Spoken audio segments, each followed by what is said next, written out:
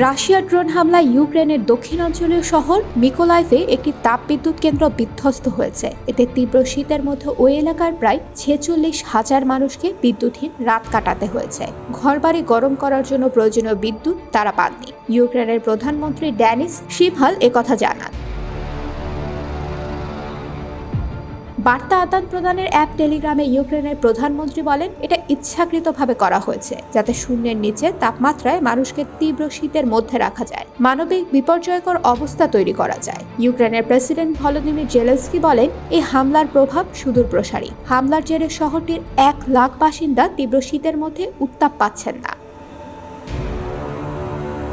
X পোস্টে Zelensky আরও বলেন, শহরটি খুবই সাধারণ, বেসামরিক অবকাঠামো সাধারণ, এর সঙ্গে শত্রুতা কিংবা সম্মুখ যুদ্ধ পরিস্থিতির কোনো সম্পর্ক নেই। মিকোলাইভবাসীকে শীত থেকে রক্ষা করতে ও তাপের ব্যবস্থা আবারও চালু করতে নিরলসভাবে কাজ করা হচ্ছে বলেও জানান জেলেনস্কি। রুশ বাহিনী রাতভর ইউক্রেনে 143টি ড্রোন নিয়ে হামলা চালিয়েছে।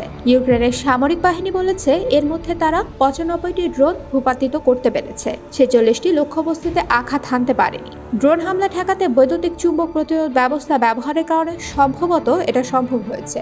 ইউক্রেনের রাতভর এসব ড্রোন হামলায় অন্তত একজনের আহত হওয়ার খবর পাওয়া গেছে। এছাড়া দেশটির কিয়েভ অঞ্চলে কিছু ঘরবাড়ি ক্ষতিগ্রস্ত হয়েছে বলে ইউক্রেনের কর্মকর্তারা জানিয়েছেন। রোববার রাতে মিকোলাইভ শহরের তাপমাত্রা -7 ডিগ্রি সেলসিয়াসে নেমে আসার কথা ছিল। এদিকে জার্মানির মিউনিখে 3 দিনের নিরাপত্তা সম্মেলনে যোগ দিয়েছেন ইউক্রেনের প্রেসিডেন্ট জেলেনস্কি। রোববার সম্মেলন শেষ হয়েছে। বৈঠকের ফাঁকে জেলেনস্কি ইউক্রেনের আকাশ প্রতিরক্ষা ব্যবস্থা জোরদারের সহায়তার জন্য পশ্চিমা মিত্রদের কাছে আহ্বান জানিয়েছেন।